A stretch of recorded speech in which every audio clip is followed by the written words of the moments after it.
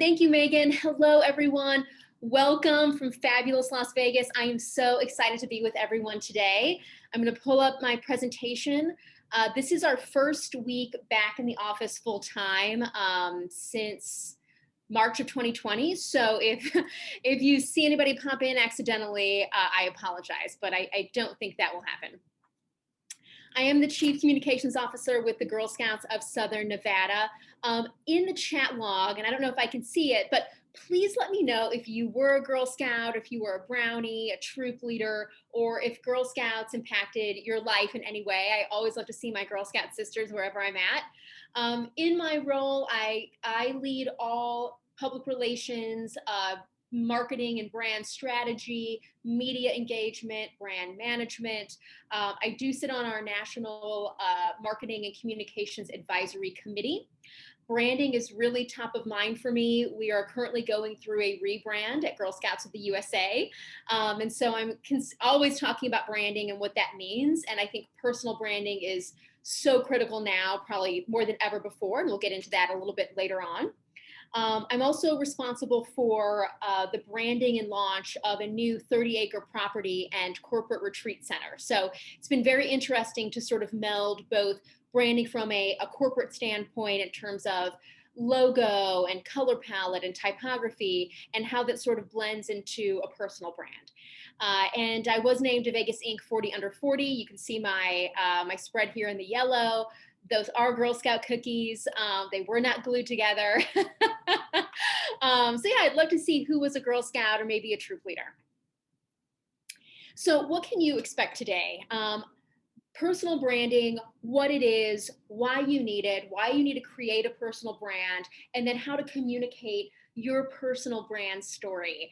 I think sometimes we might think we don't have a story to tell, but I'll get into a couple of examples of how that storytelling is so important. And then, of course, finally launching those 4 steps to launching your personal brand.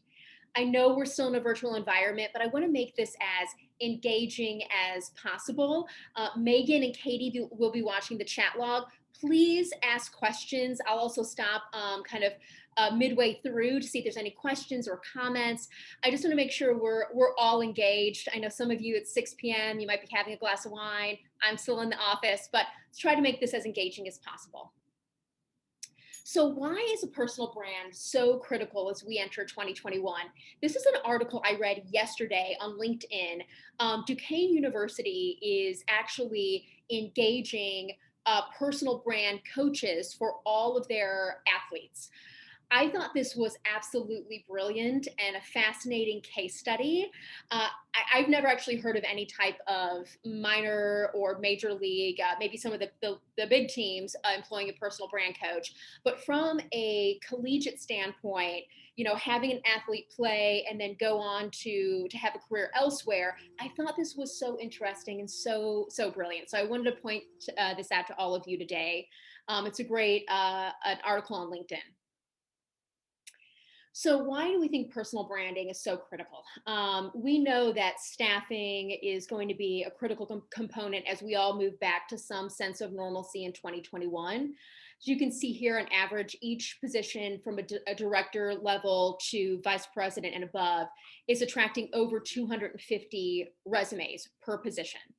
If you are in a place, and I'd love to know who might be, but if you're in a place where you are branding yourself, putting yourself out there, maybe you're taking, you know, you've had a career change in the last year and you're applying for new positions. That's going to be so difficult as we all move forward in this new year. And more people than ever are applying for really high level critical positions. So establishing your brand, establishing who you are and what you stand for is going to be really critical. 55% of employers saw higher than usual applications in 2020. That's only going to increase in 2021. You know, we were having a brief discussion before we opened the meeting, but, you know, we have here at our local council, we have, I think, 17 open positions, and we cover several thousand square miles. And the amount of applicants that we are getting, that we are receiving on a daily basis is astronomical, and it's almost difficult for our HR person to handle. So how do you set yourself apart if you're one of those people applying? And then this is really interesting to me, and I think dead on to what we're seeing. 87% of recruiters are using LinkedIn to check candidates. If you're not involved in LinkedIn or you're not engaged in LinkedIn, we're going to talk a little bit more about that later. LinkedIn can be a fantastic place to really launch your personal brand if you don't want to put the time and expense into establishing a website. So, what is a brand? I always like to kind of start out this way because I think sometimes, you know, well, let me ask you actually in the chat log, and I don't know if I can see that, Megan, but in the chat log, put what you think a brand is. Just a couple of keywords, Megan or Katie, if you can let me know what those words are, but put in the chat log what you think a brand is. All right, we've got what people say about you, identity, image, character and personality. Now it's moving. a reflection of who you are, who we are, and what we stand for, who you are, your personal story, trust. Trust. I love that. Yes. Thank you, Megan. That's all of that is right to a certain extent. And I think sometimes when people think of a brand, and I love the word trust, that's so true. But I think sometimes when people think of branding, they think of a logo, the Nike swoosh, a color palette. Everyone knows the red and white from Coca-Cola, right? I like to use this photo from the Girl Scouts of the USA archives because it, to me, really transmit what the Girl Scouts of the USA brand is. And I'm going to go back to that word trust. I love whoever put that in there because every part of this image is a part of our brand. Of course, our founder, Juliette Gordon-Low, is depicted. The badges, if you were a Girl Scout, you earned badges, the badges along the sleeve, the pinning ceremony, that's all part of our brand. But what else is part of our brand, including your own personal brand? A brand is personal connection. When someone hires you to maybe they're outsourcing their PR. Now a lot of companies sort of went away with in-house marketing and PR. So maybe they're looking to you to do that for them. Maybe they're outsourcing, finance and things like that. What they want to see from you and your personal brand is a connection. They want to have that trust in you, and they want to see that what they're looking for is reflected back in your brand. It's also emotional. I love when I think back about commercials, like when we think about the Super Bowl commercials and those that stood out. I always think back to the Anheuser-Busch commercial immediately following September 11th. And I think all of us can remember the emotion behind a really simple visual, right, of the Clydesdale sort of bowing before the Manhattan skyline. When someone interacts with a brand, they're doing so because that brand elicited some emotion in them. And your personal brand can be the same way and should be. A brand is also experiential. So when someone says, they come to your LinkedIn page or your website or Instagram, they are experiencing something with you. They're buying into whatever message you're putting out. They're putting trust in you. That is an experience. And finally, and probably most importantly, your personal brand, as in any brand, but your personal brand is an expectation and a promise. So when someone decides that they're going to trust their business with you, for instance, if they're going to trust their business with you, doing all of their outside marketing, or if they're going to trust their business with you doing, coaching, they're expecting something in return, and your brand has to reflect whatever that expectation or promise is. Any questions or comments before we move on, Megan, in the chat log? Or do anybody have any questions you'd like to put in that we can answer now before we move on? I don't see any questions yet, but good reminder that if there are questions, pop them in the chat. Yes, please do. Please do. So, how do you get started? And what are some questions that you should ask yourself before you launch your personal brand? First and foremost, what is your value proposition? So what are you bringing to the table that no one else will? What is going to set you apart from the competition out there? And there is a lot of it right now. So if you are in personal finance and you want to put yourself out there as the top financial advisor for females over, earning 300,000 plus a year, right? What is the value proposition that you're bringing that? If you want to be the marketing expert for nonprofits in your region, how are you putting yourself out there that's going to differentiate you from everyone else in your field? Who's your target audience? And this really has to be incredibly specific. So are you targeting businesses who might have, eliminated their marketing departments during the downtime? Are you targeting schools that might need help in terms of, financial aid and things like that? Are you targeting businesses that need a PR and marketing person that lost that during, the last year or so? Who is your target audience, and be as specific as possible. That's going to allow you to really create that branding that you need as you move forward. What are your goals? What do you want to accomplish as you establish your personal brand? Do you want to, be a keynote speaker at 5 events in a year and speak in front of 1,000 people at each event? Do you want to create a website and have that be, a place where they can kind of have a one-stop shop? Do you want to create white papers? What are your goals, and how are you going to establish that and accomplish that with a personal brand?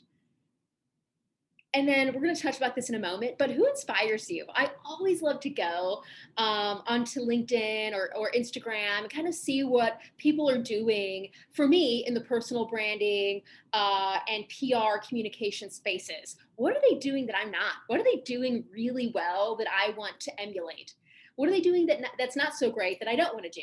But I always look at examples and kind of emulate that for myself. And we're going to talk about 2 examples now.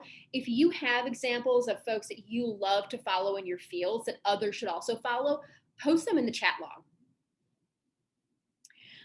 So Megan and Katie will know and be familiar with Kelly Nash. She was a speaker at an IAW event probably over a year now, but she is fantastic. She's, I think, out of our Chicago chapter, but Kelly runs a platform called Lipstick and Ink. And she's all about female empowerment and advocating for yourself in the workplace. I believe that she works for Salesforce. And so she's all about advocating for women in the workplace. Kelly's someone I would consider to be a micro influencer. So 3,100 Instagram followers, but if you go to her Instagram or her LinkedIn page, all of her messaging is consistent. All of her communication pieces consistent. She's also posting consistently, for lack of a better term. She's posting a lot. She's doing a ton of video. She's doing a ton of Instagram reels. And I'm somebody that watches her and I sort of relate to what she's saying. And she's really engaging. So somebody I would really recommend following, especially on Instagram, is Kelly Nash. Another example is Kendra Hall. I'm currently reading her book, Stories That Stick. If you are at all involved in communication in your current role, want to be in communication, want to know more about branding and how storytelling plays into that, her book is phenomenal. Now she has 49,000 Instagram followers. And again, she's posting constantly.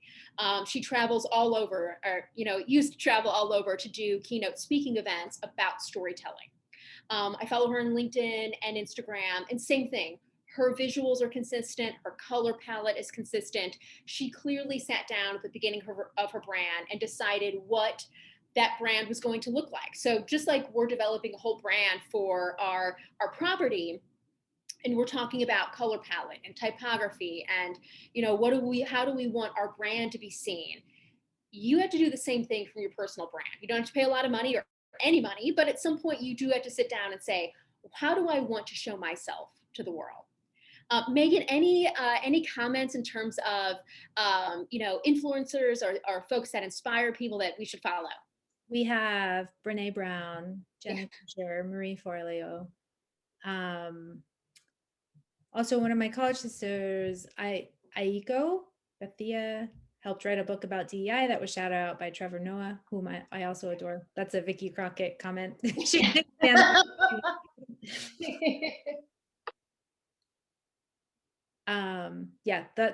Zaretta Hammond was another one in the chat. All right, fantastic. Great. Thank you all. Sorry, there's one more. Vicky Okay. Sola, who's the president of our Chicago chapter. And if you like sparkling wine, she has very good content.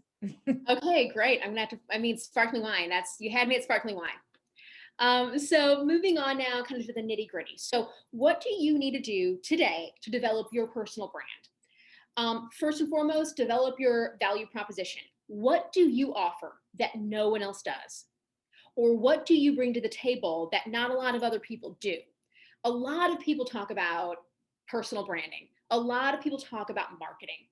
What Kendra Hall has done is she has made her value proposition about the 4 types of stories. Like that's what she decided was sort of her niche. And she's really catapulted after that. So determine what you do differently or what you do uniquely that you can bring to the table. Secondly, decide on how you want to communicate. I think sometimes when we decide to launch something new or do something new, we think that we have to be everywhere and do everything. And from a bandwidth standpoint, we can't, especially if you're working full time and then on the side trying to develop your personal brand. You need to be really strategic about where you can get the highest ROI for your brand. I love LinkedIn. I think if you can be really engaging on LinkedIn, if you can post a ton of content on LinkedIn, that to me has been really beneficial. But decide where you need to be. Maybe that's Facebook. I mean, Facebook in terms of a corporate brand is really beneficial. I mean, you can engage all the time with your customers and non-customers and do really inexpensive ads. So decide where you want to be and then formulate that communication plan. Thirdly, post publicly, post often. On LinkedIn, one of the things I'm going to do after this presentation is I'll do a quick 30-second, maybe 1 minute and 30-second video talking about personal branding. I know we probably all know this, but when you look at a post on LinkedIn, Instagram, Facebook, if it's a static post, you're getting that information, right? You're getting the information you need that the company or the brand wanted you to get. But there's largely no engagement, there's no emotional connection, there's no trust, right? But if you can post a video, do it. It doesn't have to be perfect. I always tell my team, my team is now a lot smaller than it was a year ago. So don't aim for perfection, aim for just doing it, right? Don't try to have everything down and make sure you're using the exact language every single time. Sometimes you just got to put the post out, and sometimes you just got to put the video out. But do it consistently and do it a lot. You can also track you can track the analytics on your post too to see what's resonating with your audience and what isn't. And fourth, like I said, just start creating the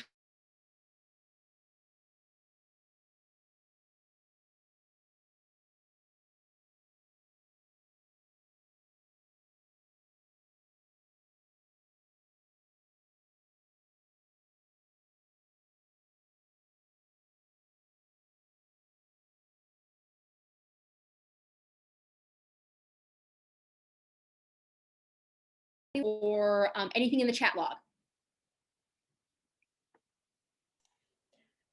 Linda, I think we all froze for a moment. It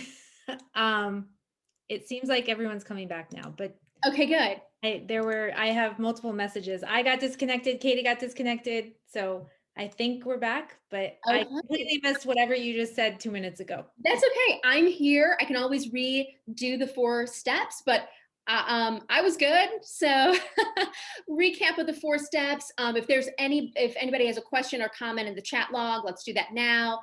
But really your 4 steps need to be: develop who you are, what your value proposition is, what you bring to the table. Decide on how you're going to most effectively and strategically communicate, and then just do it. Post often, post consistently, and then also analyze those analytics to see what's working. Thank you. And did you have your contact information on the next? Somebody wants to see your contact information again. Yeah, you bet. So I'll post in the chat log too. I'm on LinkedIn. There's my email. I'm still using my old maiden name email, but it works. And then of course, I'm active in the IAW member community. Awesome. Thank you. And we'll share all this contact information as well. So we are recording. Hopefully, I mean, there could be a glitch in the recording as well, but we got most of it. We'll send that out. It'll have Linda's contact information, so you'll be able to connect with her directly. Now, questions. Let me go back. I know that there was one earlier. Give me a second. There's a lot in this chat now. Okay. How do you rebrand if you've already started and now need to pivot? That's a great question. So I did this a couple of years ago. I had a pretty well-known brand when I lived in St. Louis, and then I moved to Vegas, and that brand no longer applied. And so one of the things sometimes people think, oh gosh, I have to start over and scrap everything. Don't. Bring your current audience along with you. Just be really clear in your communication. So I'm not sure where, how you're pivoting, but if you're pivoting from an industry or you're pivoting from what you might have done in the past, just make that really clear to your audience and take them along that journey with you. I always really find that interesting when someone is rebranding or is, and we see that a lot, right? I think that's your audience can learn a lot from you if you just take them along the journey with you. Thank you. Any other questions? I see someone else reiterating the quote, done is better than perfect. Yes, done is better than perfect. Especially now when we're all working with smaller or no teams. Absolutely. All right, I'm going to pause here and wait for questions. If there's questions or comments that people want to share, you're also welcome to come off mute. I'm also going to grab that share your ask form so we can, I know that we had a number of people join us after we introduced that. But now I can't find it. Katie, if you have the share your ask form, can you pop it in the chat for us? If not, I'll go find the link. All right, here's a question, Linda. How do you brand to a post-pandemic future? Oh, wow. Well, we're all doing that, right? So we are in a post-pandemic future. I would probably ask, what are you branding? What is your ultimate goal?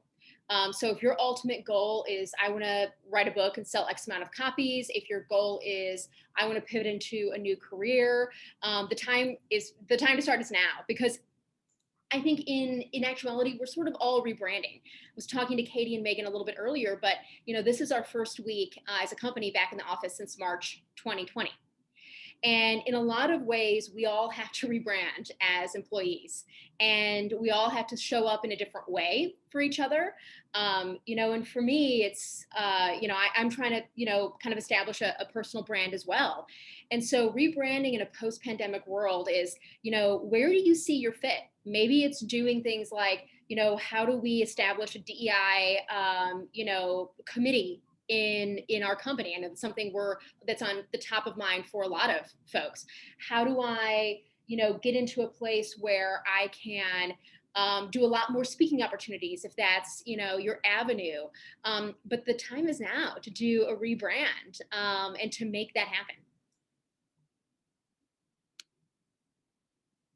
Oh, I can see the chat log now. Thank you, Megan. So, Evelyn, how would you like to promote an event for people to RSVP without giving too much information? Building your brand and people see your passion. That's it's a good question. Whenever I promote an event, I do a couple of things. So I definitely ask for first name, last name, email, and if possible, zip code, because I want to see where my information or my events are most resonating.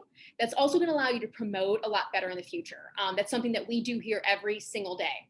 You also need to capture their email address because you want to put them, in your funnel at some point. So whether that's inviting them to, like your LinkedIn page or your Instagram or engaging with them on LinkedIn, you need to capture at least some basic information so you have that information later. That's also just going to help you gauge on what's working and where it's working.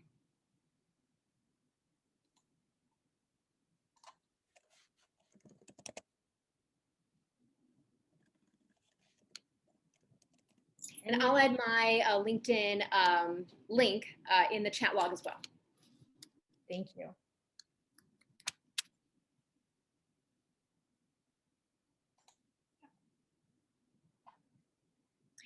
Do I have a preferred funnel methodology tool? So yeah, so there's a couple ways you can do that. It really kind of depends on your budget.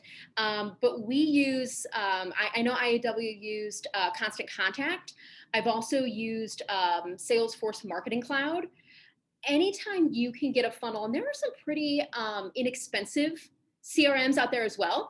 And maybe if somebody has an idea of what that might be, especially for maybe an independent contractor, add it in the chat log. But for me, Marketing Cloud, I've used that for years, and it can be really, really sophisticated. We use it from a nonprofit standpoint, so we don't have all the bells and whistles. But what that allows us to do is track a potential customer and track their journey from interest to actually engaging with us to becoming a member. And that's really anyone's ultimate goal if you run a business or a brand. So for me, it's Marketing Cloud, but I think Constant Contact can sort of be used as that sales funnel as well. Oh, Active Campaign. Yep. HubSpot is great. And in terms of tracking, if you're running your own social media, Hootsuite is fantastic. I think they've really improved over the last couple of years. I used to not be that impressed with them, but they've really expanded what they do. So if you're doing that on your own, either as a department somewhere and you're now a department of one, or you're trying to increase some of your social media posting, Hootsuite is fantastic. The analytics behind that are also great. What are my thoughts on automated text messaging? So we use that here at Girl Scouts. We have a system we use called CallFire, and it's really not that expensive. It's pretty affordable. And so we can't do back and forth texting, but we do automated texting. And I'll be honest with you, it works. We don't do it a lot. We only use our automated text during certain campaign periods throughout the year. But I can, and in fact, we're in one of those campaign periods right now.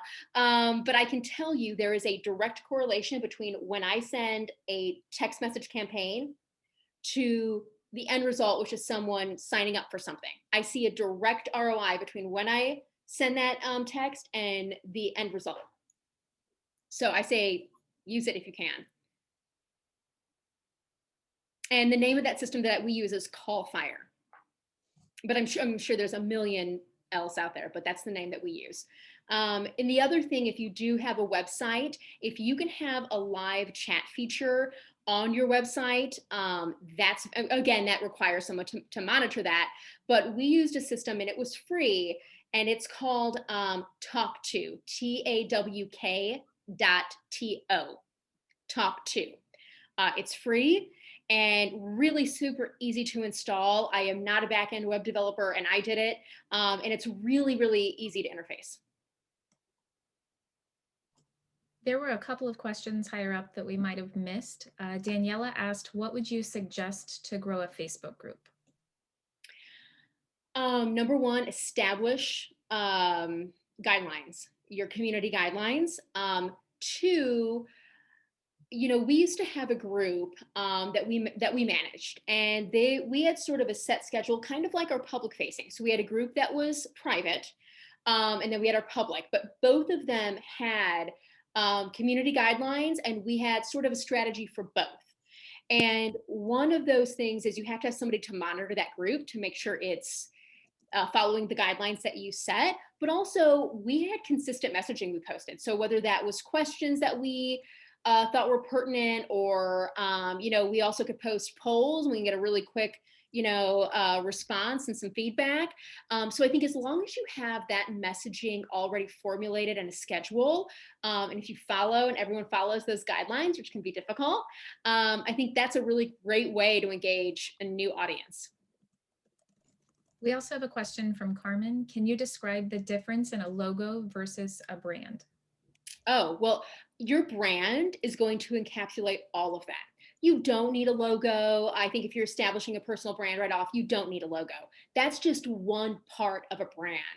A brand incorporates trust, incorporates emotion. It's something that someone wants to do business with.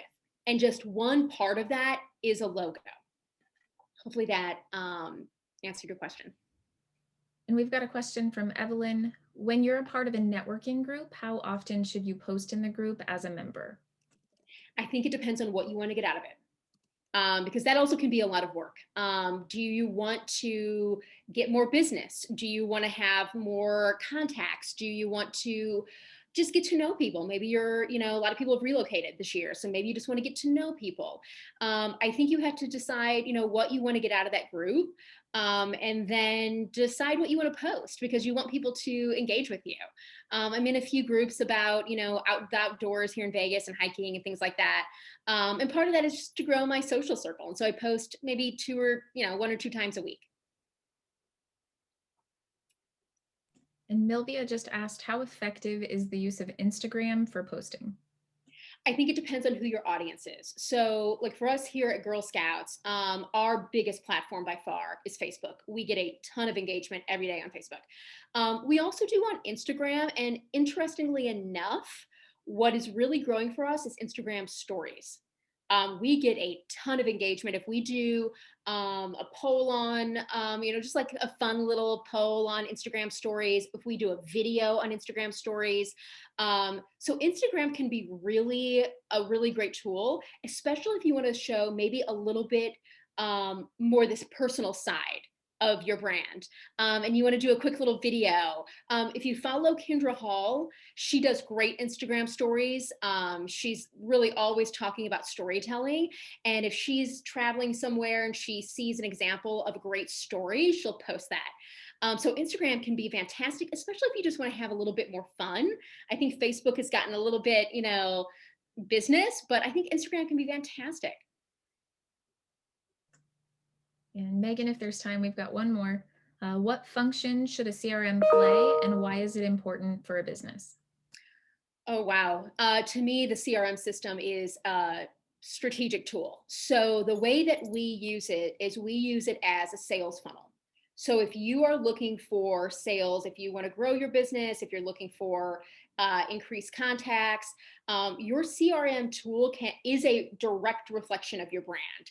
We have it built out so that we have automated emails that go out to anyone who is instantly part of the funnel. So we have a really brief, just short little form that somebody might fill out. I think somebody asked, how much information should you collect? I think on that form, it says name, email, zip code. And from there, they go into a funnel where automated emails are sent out.